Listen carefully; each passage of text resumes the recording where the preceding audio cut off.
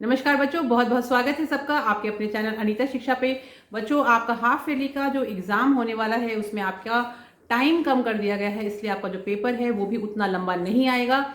11 प्रश्नों का पेपर आने वाला है और किस किस तरह से क्वेश्चंस आएंगे वो पूरा का पूरा मैंने आपके इस मॉडल पेपर में समझाया है। 2 मॉडल पेपर मैं आप लोगों को अपलोड कर रही हूँ, आप इनको देख लीजिएगा जिससे आपको आइडिया हो जाएगा कि किस तरह के क्वेश्चन आएंगे। मल्टीपल चॉइस क्वेश्चन जो आएंगे उनको हमें कैसे सॉल्व करना है, ग्रामर में मल्टीपल चॉइस जो क्वेश्चंस आएंगे वो किस तरह के आएंगे। आज मैं आप लोगों के लिए एक मॉडल पेपर नंबर 2 लेके आई हूँ जो आरबीएससी के उस पैटर्न पर बेस्ड है जो आपके हाफ ईयरली में एग्ज़ाम में क्वेश्चंस आने वाले हैं। आपको अभी हाफ ईयरली में जो स्कूल की तरफ से जो पेपर मिलता है उसमें टाइम जो है वो कम कर दिया गया है। पहले 3.25 घंटे का पेपर होता था, अब आपका 2.5 घंटे का ही पेपर होगा। तो उसके हिसाब से आपके जो क्वेश्चंस हैं उनको भी रिड्यूस किया है, उनके मार्क्स को भी कम किया गया है। तो जैसा कि आप लोग स्क्रीन के ऊपर देख पा रहे हैं, ये एक मॉडल पेपर नंबर 2 जो मैं आपको शेयर कर रही हूँ, ये 48 मार्क्स का है। इसको आप पहले एक बार समझ लीजिए कि सबसे पहला जो क्वेश्चन है, देखिए पैसेज है और इसमें क्वेश्चन नंबर 1 है और इसके पार्ट्स हैं ABCDEF। तो सब एक एक नंबर के हैं। तो जब इसका आप आंसर लिखेंगे तो आप इस तरह लिखेंगे कि answer number 1 A, answer number 1 B, answer number 1 C, answer number 1 D, answer number 1 E, answer number 1 F। तो इस तरह से आप इनके आंसर्स लिखेंगे। उसके बाद सेकंड नंबर क्वेश्चन देखिए, यहाँ पर आपको सेकंड नंबर पे चॉइस है क्वेश्चन में। एक आपको यहाँ पे लेटर दिया हुआ है और दूसरा आपको ईमेल दिया हुआ है। तो इन दोनों में से कोई भी आपको एक करना है, क्योंकि यहाँ पे आपको दिया हुआ है और।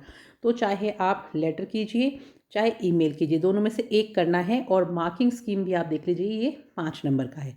ठीक है, इससे पहले जो हमारा फर्स्ट क्वेश्चन था वो भी मैं आपको एक बार दोबारा से समझा देती हूँ।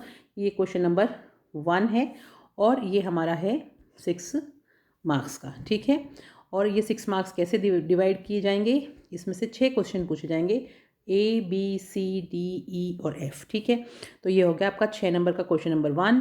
और क्वेश्चन नंबर 2 जो है वो आपका है 5 नंबर का।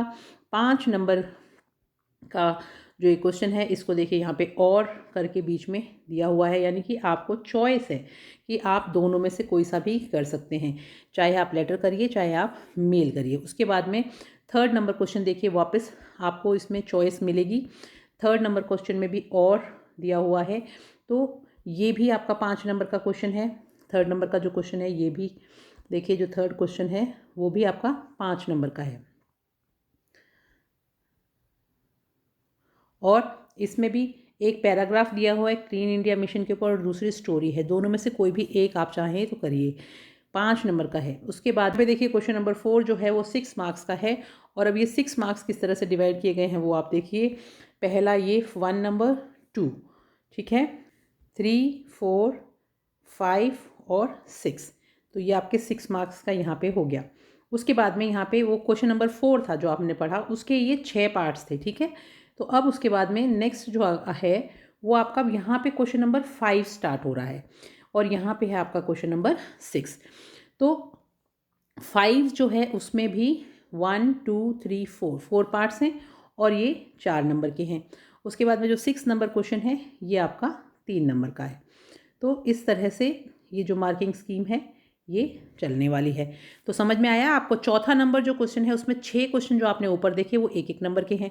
फिर उसके बाद में 5वां नंबर क्वेश्चन जो है, जो अभी आप लोगों को मैं स्क्रीन के ऊपर दिखाया है मैंने, वो 4 नंबर का है 5वां नंबर क्वेश्चन। ठीक है, और उसमें ये पार्ट्स हैं 1 2 3 और 4। उसके बाद में क्वेश्चन नंबर 6 जो अकेला है 3 नंबर का है और इसमें 3 ये देखिए नीचे क्वेश्चंस दिए हुए हैं, ट्रू और फॉल्स। इस तरह से आपके क्वेश्चन आएगा। उसके बाद में 7th नंबर क्वेश्चन और 8 9 10 और 11। तो ये आपका पूरा पेपर आपको एक साथ में शो कर देती हूँ ताकि आपको समझ में आ सके। अब इसको कैसे डिवाइड किया गया है कि आपका ये जो 7 नंबर का जो क्वेश्चन है इसमें आपको 2 नंबर के 2 क्वेश्चन पूछे जाएंगे और बुक है आपकी फुटप्रिंट्स विदाउट फीट।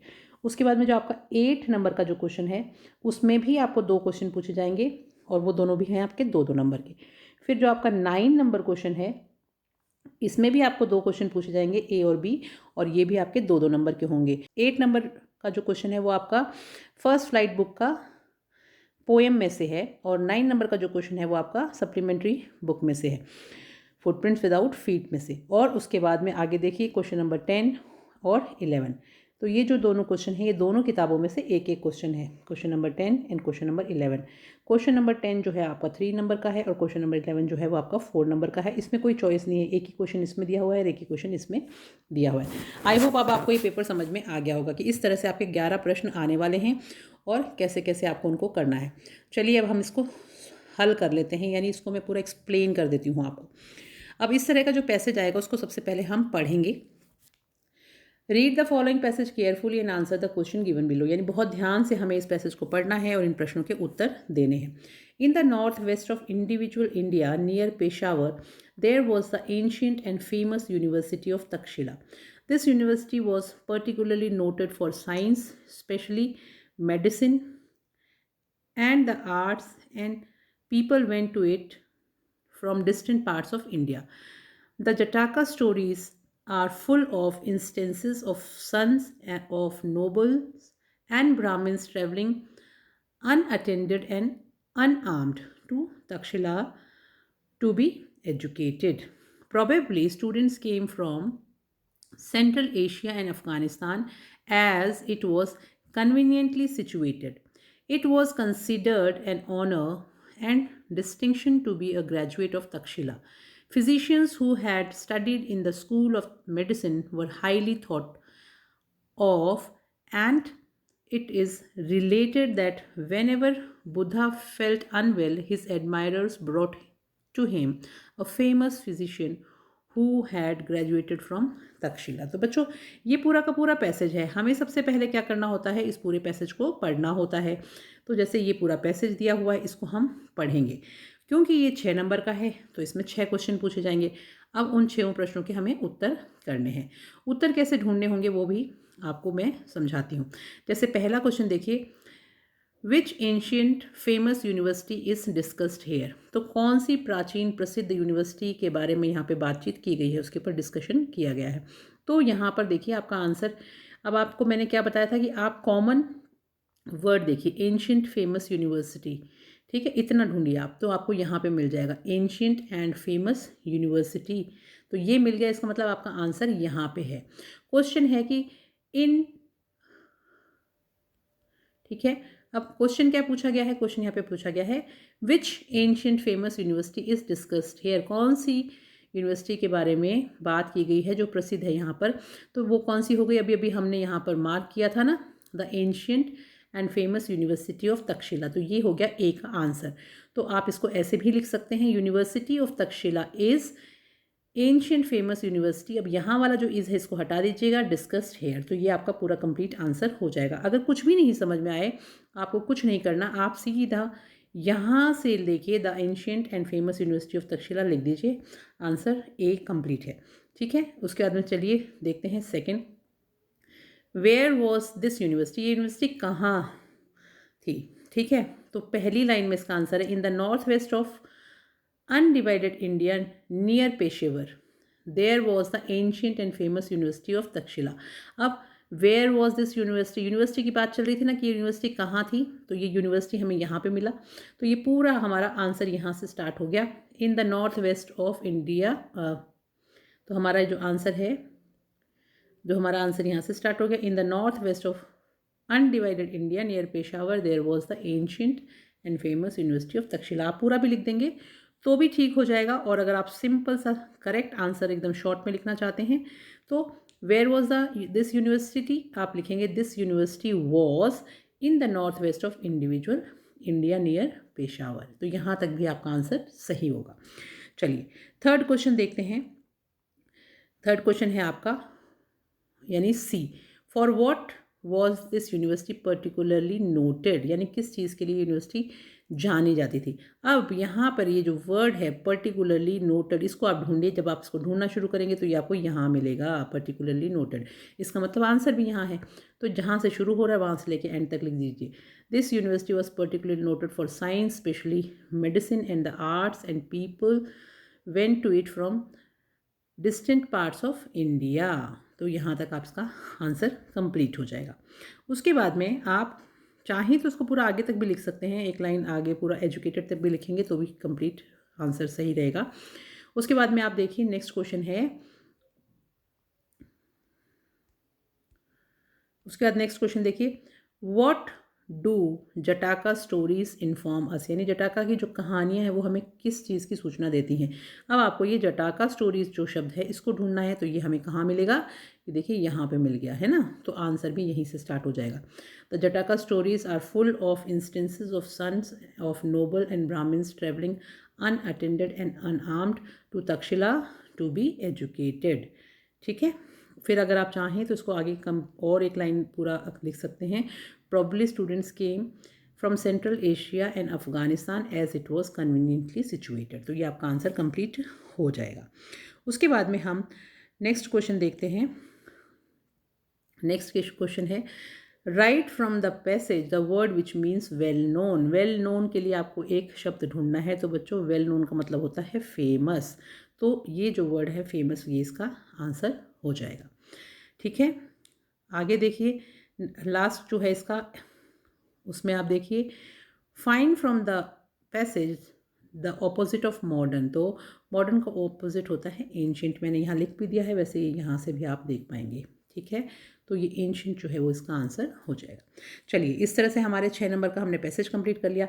अब यहाँ पर देखिए क्वेश्चन नंबर 2 जो है, इस क्वेश्चन नंबर 2 में 2 क्वेश्चंस दिए हुए हैं। पहला तो ये है सेकंड का ए और दूसरा ये है आपका सेकंड का बी। ये दोनों में चॉइस है, क्यों, क्योंकि इसमें बीच में दिया हुआ है और। अब मैं आपको दोनों ही समझा देती हूँ। पहला वाला जो है ये फर्स्ट वाला, इसको हम ए मान लेते हैं, इसको हम बी मानेंगे, सेकंड वाले को बी मानेंगे। तो यू आर सीता और ऑब्लिक रमेश, यानी कि या तो आप सीता हैं लड़की हैं तो, और लड़के हैं तो रमेश हैं। You are pained to know that your younger brother has failed in the examination. आपको बड़ा दुख और दर्द हुआ ये जानकर कि आपका छोटा भाई जो है वो परीक्षा में फेल हो गया। Write a letter to him suggesting that time is very valuable, और आप उसको सलाह देते हुए एक पत्र लिखिए कि भाई समय की बहुत कीमत है, और क्योंकि वो फेल हो गया है तो आप उसके बारे में चिंतित भी हैं। तो इसका आंसर ये देखिए, ये पूरा मैंने लेटर आपके लिए लिखा है हाथ से, कि पहले आपका यहाँ पे सेंडर्स एड्रेस आ जाएगा, फिर डेट आ जाएगी, फिर आपने लिखा डियर रवि, मान लीजिए आपके भाई का नाम रवि है। हाउ आर यू, आप कैसे हो या तुम कैसे हो। I am fine here and hope to see you healthy and happy, और उम्मीद करती हूँ कि तुम स्वस्थ और खुश होगे। हालांकि वो खुश नहीं है, लेकिन आप पत्र में इस तरह से ही लिखते हैं हौसला अफजाई के लिए। Next news is this that I received your letter. अगला समाचार ये है कि मुझे तुम्हारा पत्र मिला, and came to know about your examination result, और मुझे तुम्हारी परीक्षा की रिजल्ट के बारे में पता चला, यानी परीक्षा परिणाम का पता चला। And sorry to hear about your failure in examination, और बड़ा दुख हुआ कि तुम एग्ज़ाम में फेल हो गए। I want to suggest you that time is very valuable. मैं तुम्हें सलाह देना चाहती हूँ, परामर्श देना चाहती हूँ कि समय बहुत ज़्यादा कीमती होता है, and you should not waste your time, और तुम्हें अपना समय बर्बाद नहीं करना चाहिए। Try to use this precious time in your studies, और इस कीमती समय को अपनी पढ़ाई में लगाने का प्रयत्न करो। You will surely score good marks this time, और इस बार तुम्हें बहुत अच्छे नंबर ज़रूर मिलेंगे। डोंट लूज़ हार्ट, और हिम्मत मत हारो। Work hard and you will be able to make it, और अगर तुमने कठिन परिश्रम किया तो तुम सफल हो जाओगे। It will help you to pass this time, और इसकी वजह से तुम इस बार ज़रूर पास हो जाओगे। चलिए, ये सारी बातें हमने लिख दी। उसके बाद में हम लेटर को ख़त्म करते हैं। Okay bye, I am ending this letter and hope to get your reply soon. चलो ठीक है, मैं अब ये पत्र समाप्त करती हूँ। तुम्हारे पत्र का इंतज़ार रहेगा, जल्दी रिप्लाई करना। योर लविंग सिस्टर, तुम्हारी प्यारी बहन, और उसके बाद में आपको नाम दिया हुआ है ना वहाँ पे, इसलिए हमने नाम लिखा सीता। ठीक है, चलिए सेकंड नंबर पे देखिए आपको क्या दिया हुआ है। इसी के साथ में वो तो हमने कंप्लीट कर लिया। अब इसमें जो चॉइस दी हुई है सेकंड नंबर पे वो भी पढ़ लेते हैं। यू आर अंकिता ऑब्लिक अंकुर, लड़की हैं तो अंकिता लिखेंगे, लड़के हैं तो अंकुर लिखेंगे, और आप क्लास 10th के स्टूडेंट हो आदर्श विद्या मंदिर विद्यालय के जयपुर के। Write a formal email to the headmaster of your school, और अपने आपको प्रधानाध्यापक को एक ईमेल लिखना है, और ये ईमेल एड्रेस दिया हुआ है HMAVMjaipur@yahoo.com। ये ईमेल एड्रेस है। Requesting to arrange extra classes of English and maths as the syllabus is incomplete. और आपको इनसे क्या विनती करनी है कि हमारा अंग्रेज़ी का और गणित का सिलेबस नहीं हुआ है, इनकम्प्लीट है, तो एक्स्ट्रा क्लास अरेंज कीजिए। ठीक है बच्चों, ये आया। अब आपको ध्यान में रखने वाली चीज़ें मैं मार्क करती हूँ कि सबसे पहले आपको नाम ध्यान में रखना है कि लास्ट में क्या लिखना है। लड़कियों को अंकिता और लड़कों को अंकुर। दूसरी चीज़ आपको क्या लिखनी है, आप 10वीं क्लास के स्टूडेंट हैं, ये भी आप ध्यान रखिए। विद्यालय का नाम क्या है, आदर्श विद्या मंदिर जयपुर। तो हेडमास्टर के नीचे आप क्या लिखेंगे, जब आप लिखेंगे हेडमास्टर को मेल करेंगे तो आदर्श विद्या मंदिर जयपुर लिखेंगे। ठीक है, और क्योंकि फॉर्मल है और हेडमास्टर को लिखना है, ये भी आप मार्क कर लीजिए। फिर यहाँ से मेल आईडी, आप ये वाला मेल आईडी हो गया। अब ये सारी चीज़ों के बाद में आप टॉपिक क्या है यानी किस विषय में है, वो ये है to arrange extra classes of English and mathematics as the syllabus is incomplete. तो ये हमारे सब पॉइंट्स हो गए। ठीक है, इन पॉइंट्स को अब हम किस तरह से लिखेंगे वो यहाँ पे 2 में हमने क्या लिखा, वो मेल एड्रेस लिखा जो हमें दिया हुआ था। ठीक है, कल मैंने आपको समझाया भी था CC BCC हमें खाली छोड़ना है पर लिखना ज़रूर है। फिर सब्जेक्ट लिखना है और सब्जेक्ट में हमने ऊपर मार्क किया था ना for arranging extra class of English and maths, वो सेम टू सेम यहाँ लिख देना। फिर आपने यहाँ पे लिख दिया सर और madam, the syllabus of English and mathematics of class 10th is incomplete, therefore you are requested to arrange extra classes for the above cities for the above cited subjects, otherwise the student will have to suffer badly, thanking you yours obediently, और यहाँ पर नीचे नाम। ठीक है, तो question number 3 देखिए। Question number 3 में क्या है, क्वेश्चन नंबर 3 जो है वो आपका एक पैराग्राफ लिखना है। किस पे लिखना है, क्लीन इंडिया मिशन पे। ये मैं आपको नीचे समझा दूंगी। और साथ में चॉइस में और के साथ क्या क्वेश्चन है, और में एक स्टोरी है। तो बच्चों ये दोनों चीज़ें मैं आपको नीचे समझाती हूँ। यहाँ पे क्लीन इंडिया मिशन आप लोगों को स्क्रीन के ऊपर दिखाई दे रहा होगा। सबसे पहले आपको आंसर लिखना होता है, उसके बाद में आंसर लिखने के बाद में, क्योंकि आपका 3rd का हम A मान लेते हैं इसको, तो हम सबसे पहले यहाँ पे टॉपिक लिखेंगे क्लीन इंडिया मिशन। ठीक है, अब हम अपना लेख लिखना शुरू करेंगे। Prime minister Narendra Modi started the clean India mission on Gandhi Jayanti in 2014। तो आप इसको याद कर लीजिए कि प्रधानमंत्री नरेंद्र मोदी जी ने स्वच्छ भारत अभियान का शुभारंभ 2014 में गांधी जयंती पर किया था। ये सबको पता होना चाहिए। Under this mission India is to be made clean and dirt free. और इस अभियान के तहत भारत को एकदम स्वच्छ तथा गंदगी मुक्त बनाना इसका मिशन है। Modi ji has requested the countrymen to give 2 hours every week to community cleanliness. और मोदी जी ने देशवासियों से निवेदन किया है कि वे सप्ताह में 2 घंटे सामुदायिक स्वच्छता को दें, यानी समाज की साफ सफाई करने में लगाएं, अपने आसपास की गंदगी को साफ करें। The Modi government is to construct 11.11 crore toilets across the country. और मोदी सरकार भारत भर में 11.11 करोड़ शौचालयों का निर्माण करने जा रही है। Student should keep their school and homes clean. और विद्यार्थियों को भी अपने विद्यालयों तथा घरों को स्वच्छ रखना चाहिए। Cleanliness saves us from sickness. क्यों? क्योंकि ये जो सफाई हम रखते हैं ना, स्वच्छता रखते हैं, वो हमें बीमारियों से बचाती है। Thus it saves our money. और इस प्रकार ये हमारा धन भी बचाती है। Clean India will attract more tourist. और अगर भारत स्वच्छ होगा तो स्वच्छ भारत अधिक से अधिक पर्यटकों को भी आकर्षित करेगा। There will be more business prosperity and happiness. और जिसकी वजह से क्या होगा, जब यहाँ पे पर्यटक ज़्यादा आएंगे तो अधिक व्यापार होगा, समृद्धि होगी और खुशहाली होगी। तो इस तरह से हमने पूरा क्लीन इंडिया मिशन के ऊपर ये एक पैराग्राफ लिख दिया। बच्चों आप इसको याद कर लीजिएगा, बहुत इंपॉर्टेंट है। उसके बाद में हमारा जो इसी 3rd क्वेश्चन का पार्ट 2 है, जिसमें एक स्टोरी दी हुई है आपको, उस स्टोरी को आपको पूरा बनाना है। अब ये जो कहानी है, ये अगर आपको ये कहानी याद होगी तो आप इसको आराम से लिख पाएंगे। और अगर आपको स्टोरी याद नहीं है तो थोड़ी आपको कठिनाई हो सकती है। तो चलिए, the stone on the road इस कहानी का नाम है। अगर आप लोगों ने इस कहानी को नहीं सुना है तो मैं समझा देती हूँ कि एक बार एक राजा होता है और वो बड़ा दुखी होता है ये देखकर कि उसकी जो प्रजा है बड़ी आलसी है। तो फिर वो ये भी देखता है कि लोग बिल्कुल भी काम नहीं करना चाहते, तो सबको सबक सिखाने के लिए वो सड़क के बीच में एक बड़ा सा पत्थर रखवा देता है। और फिर वहाँ से एक दिन व्यापारी गुजरता है और उसे काफ़ी दिक्कत होती है। फिर एक अफसर जाता है तो उसको भी उसका जब वो सामना करता है तो वो गिर जाता है, उसकी बाँह टूट जाती है। फिर एक वहाँ से सिपाही निकलता है, वो भी घोड़े से गिर जाता है, उसके पैर की हड्डी भी टूट जाती है। फिर लोग जो हैं वो उस अंधेरे में कई बार उसे ठोकर खाकर गिरते हैं, लेकिन उनमें से कोई भी हिम्मत नहीं करता या सोचता ही नहीं है, परवाह नहीं करता उसको हटाने की। तो सब वहाँ से ऐसे ही निकलते रहते हैं। तो सब क्या करते हैं, सरकार को ही दोष देने लग जाते हैं कि यहाँ पर कोई ध्यान नहीं देता कि सड़क के ऊपर पत्थर पड़ा हुआ है, लेकिन वो खुद भी नहीं हटाते। फिर राजा खुद जाके उस पत्थर को हटाता है। तो बच्चों पता है उसके नीचे क्या लिखा होता है? उसके नीचे एक बक्सा निकलता है जिस पर ये लिखा होता है कि ये उस व्यक्ति के लिए है जो इस पत्थर को हटाता है। और बक्से के अंदर बहुत सारे पैसे होते हैं, पैसों से भरा थैला था। तो लोग बड़े ही शर्मिंदा महसूस करते हैं। तो इस कहानी से क्या शिक्षा मिलती है? यानी the stone on the road का मतलब है सड़क पर पड़ा पत्थर जो किसी ने भी नहीं हटाया।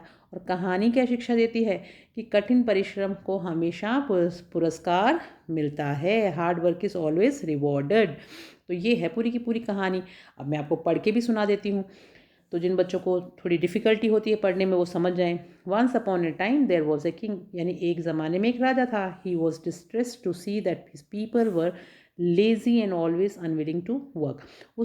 वो बड़ा दुखी हुआ कि उसकी जो प्रजा थी वो बड़ी ही आलसी थी और काम नहीं करना चाहती थी। To teach them a lesson, उनको एक सबक सिखाने के लिए, पाठ सिखाने के लिए, he got a large stone put in the middle of the road, सड़क के बीचों बीच उन्होंने एक बड़ा सा पत्थर रखवा दिया। नेक्स्ट डे, अगले दिन, some merchants passed that way and faced inconvenience, तो वहाँ से कुछ व्यापारी निकले, उनको बड़ी ही दिक्कत हुई, बड़ी परेशानी हुई उस पत्थर की वजह से, लेकिन वो चले गए वहाँ से। Then an officer broke his arm through his carriage being over turn by the stone, और फिर वहाँ से एक अधिकारी निकला और उसकी बग्गी जो पलट गई उस पत्थर की वजह से, तो उसको उसकी बाजू में चोट लगी, वो टूट गई उसकी बाजू। A young soldier also fell from his horse, और एक जवान सैनिक जो था वो भी अपने घोड़े से गिर गया उस पत्थर की वजह से। एंड फ्रैक्चर्ड हिज लेग, और उसका पाँव जो है वो उसकी हड्डी टूट गई, फ्रैक्चर हो गया।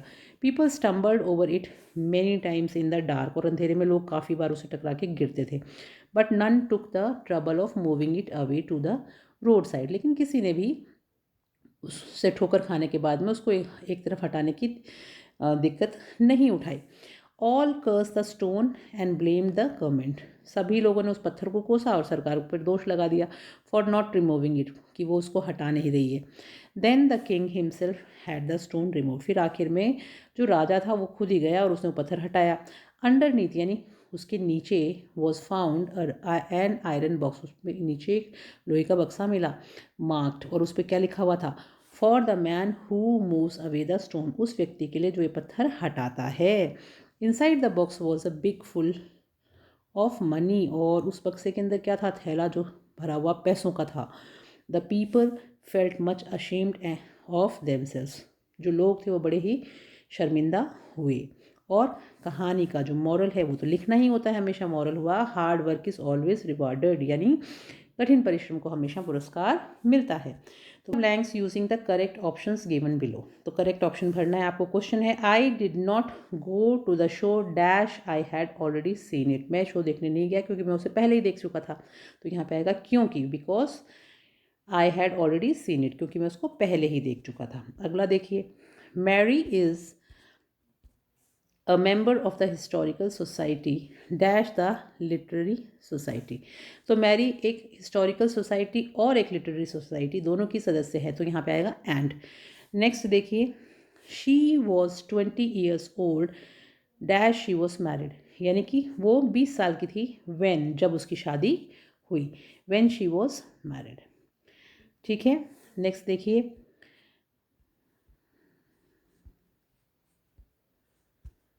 नेक्स्ट क्वेश्चन देखिए, the man dash you met yesterday is my uncle, वो व्यक्ति जिनसे तुम कल मिले वो मेरे अंकल हैं, तो यहाँ आएगा होम। ठीक है, फिर फिफ्थ क्वेश्चन देखिए, the salesman said are you interested in the scheme, तो the salesman asked if I was interested in the scheme, ये इसका सही ऑप्शन है। नेक्स्ट क्वेश्चन देखते हैं, she said shut the door, उसने कहा दरवाज़ा बंद कर दो, और इसका सही ऑप्शन क्या होगा? She ordered me to shut the door. चलिए फिफ्थ क्वेश्चन देखते हैं, fill in the blanks with the correct forms of verb given in the brackets. ये जो वर्ब्स दी हुई हैं सभी इन चारों क्वेश्चंस के सामने एक एक वर्ब दी हुई है, इनको यूज़ करते हुए हम जब इसको भरेंगे आंसर हमारा, तो पहला जो क्वेश्चन है वो है listen someone dash to open the gate, कि सुनो someone is trying to open the gate, कि कोई कोशिश कर रहा है गेट को खोलने की। In Rajasthan we usually dash rain in July, we usually second देखिए, in Rajasthan we usually had rain in July, जुलाई में ही बरसात होती है। नेक्स्ट क्वेश्चन देखिए, I dash at this time tomorrow, I will be travelling at this time tomorrow, यानी कल सुबह मैं इस समय पर ट्रैवल कर रहा हूँगा। Your brother could dash some fruits for me, your brother could bring some fruits for me, यानी तुम्हारा भाई मेरे लिए कुछ फ्रूट्स ला सकता था। आगे देखते हैं, read the extract and answer the question given below. अब आपको क्या करना है, ये जो पूरा क्वेश्चन जो आप लोगों को स्क्रीन के ऊपर दिखाई दे रहा है ये आपकी पोएम का क्वेश्चन है, ठीक है बच्चों। अब यहाँ पर ये पूरा का पूरा एक्सट्रैक्ट दिया हुआ है, यानी कविता की कुछ पंक्तियाँ दी हुई हैं, इनको आप पढ़िए और फिर आपको ट्रू और फॉल्स में आंसर करना है। तो the way a crow shook down on me the dust of snow from a hemlock tree has given my heart a change of mood and saved some part of a day I had rued. तो पढ़ते ही समझ में आ गया ना क्या है, कौन सी poem है ये, डस्ट ऑफ स्नो, क्योंकि नाम ही आ गया है पोएम का, यहाँ पे तो कन्फ्यूजन नहीं आएगा कौन सी कविता है। चलिए कोई बात नहीं, अब क्वेश्चन देखते हैं। The poet was happy in the beginning of the poem dust of snow, तो क्या कवि जो है वो खुश था इस कहानी में, तो क्या कवि खुश था इस पोएम की स्टार्टिंग में, ट्रू और फॉल्स। तो यहाँ पे दिया है कि वो खुश था, है ना, पर वो नहीं था, तो यहाँ पे क्या हो जाएगा, ये आपका हो जाएगा फॉल्स, एफ। उसके बाद में dust of rain fell on the poet, तो dust of rain fell on the poet, dust of snow था, तो ये भी क्या हो गया आपका फॉल्स हो गया, तो यहाँ पे भी आप लिख देंगे फॉल्स, एफ यानी फॉल्स। नेक्स्ट देखिए थर्ड वाला, the poet was standing under the banyan tree, जो कवि है वो बनियन ट्री के नीचे खड़ा था, तो ये भी फॉल्स है, क्यों, क्योंकि वो तो हेमलॉक ट्री के नीचे खड़ा था, तो तीनों ही इसके फॉल्स हो गए, ठीक है। तो इनके दोनों पार्ट्स जो हैं उन दोनों के आंसर्स मैं अभी आपको नीचे बता दूंगी, हम दोनों देख लेते हैं। Question number 7, answer the following questions in 10 to 15 words, 10 से 15 शब्दों में आंसर लिखना है। क्वेश्चन है what twin obligations does Mandela mention, तो कौन सी ट्विन ऑब्लिगेशंस हैं जिनके बारे में मंडेला बता रहे हैं। तो चलिए आंसर देखते हैं, हम नीचे चलते हैं।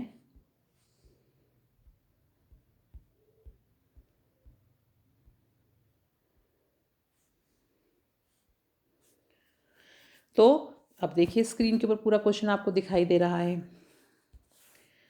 किन दो कर्तव्यों के बारे में मंडेला उल्लेख करते हैं, according to Mandela every man has to fulfil 2 obligations, कि मंडेला के अनुसार हर व्यक्ति को 2 कर्तव्यों को निभाना पड़ता है।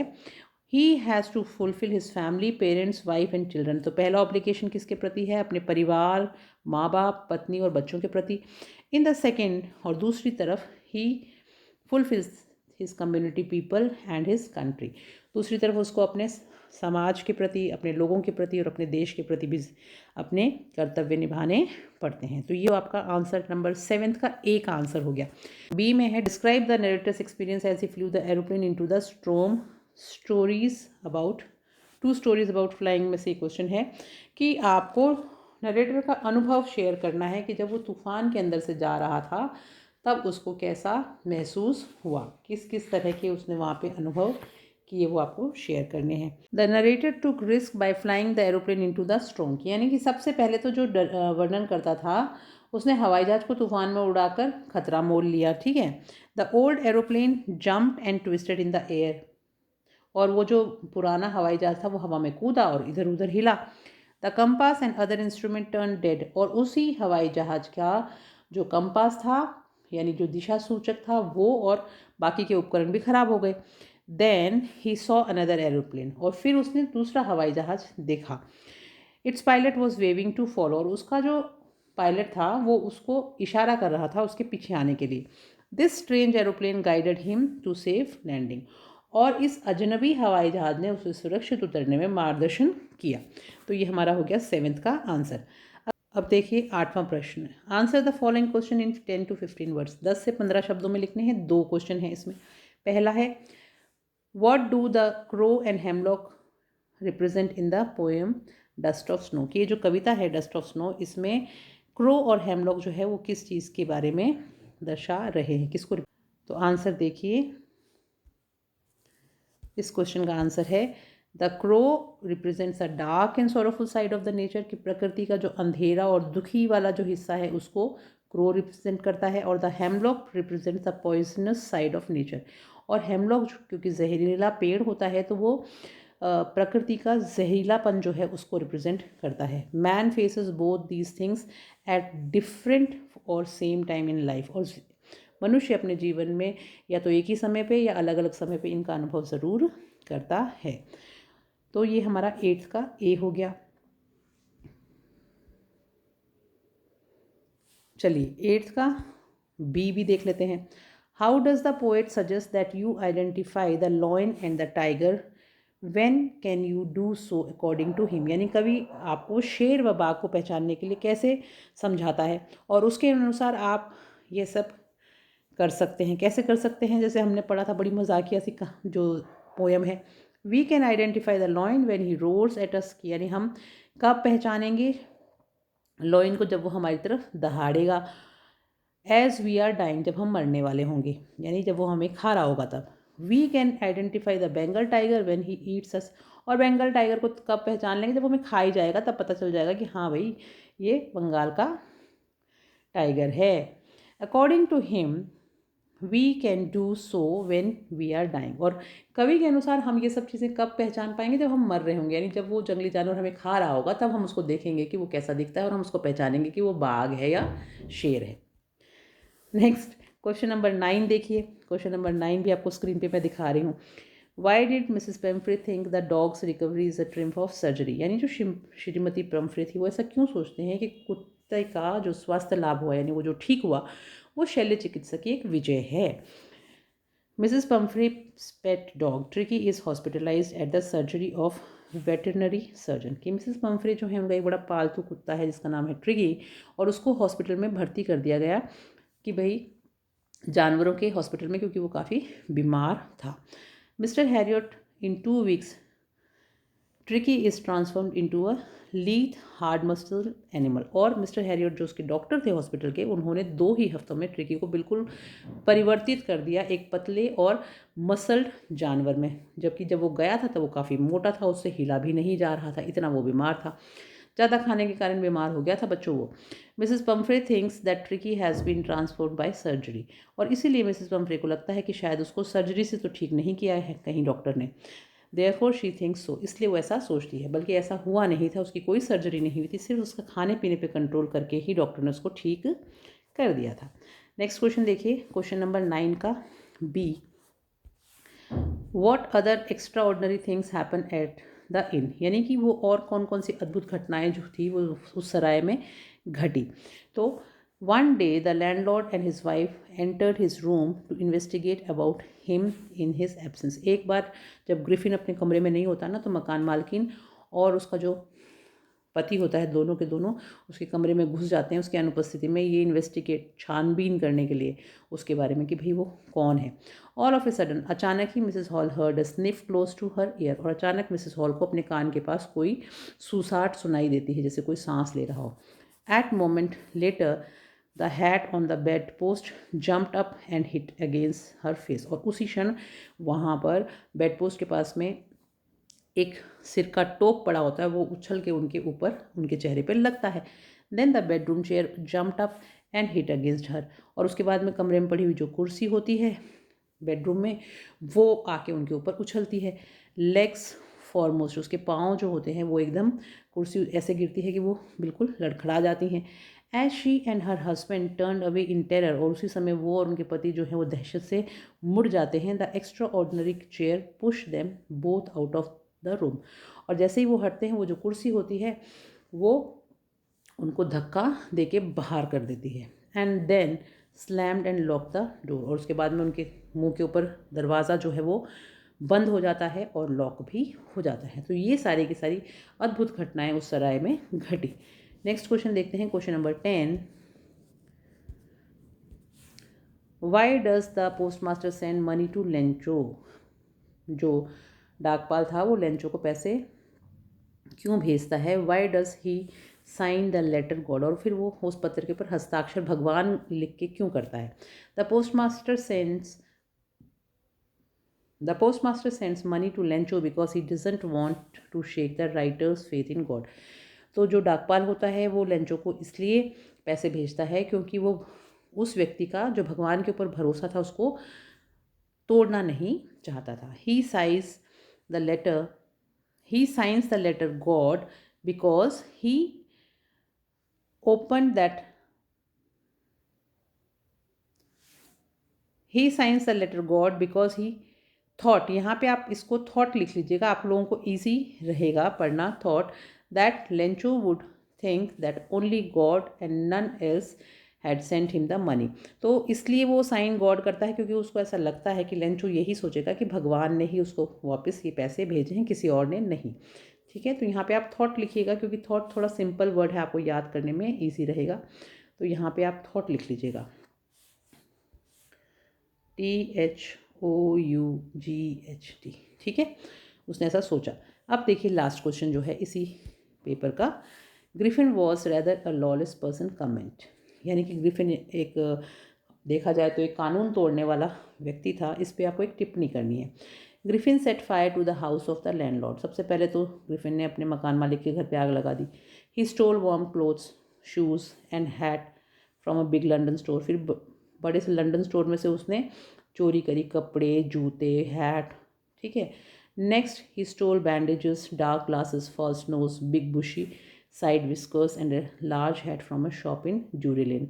फिर उसने ड्यूरी लेन की दुकान जो थी वहाँ से बड़े से बैंडेजेस चोरी करी, काला चश्मा चुराया, नकली नाक चुराई, बड़े बड़े गलमुच्छे चुराए और ये सारी की सारी चीज़ें, एक बड़ा सा टोप चुराया, ये सब उसने ड्यूरी लेन से चुराया।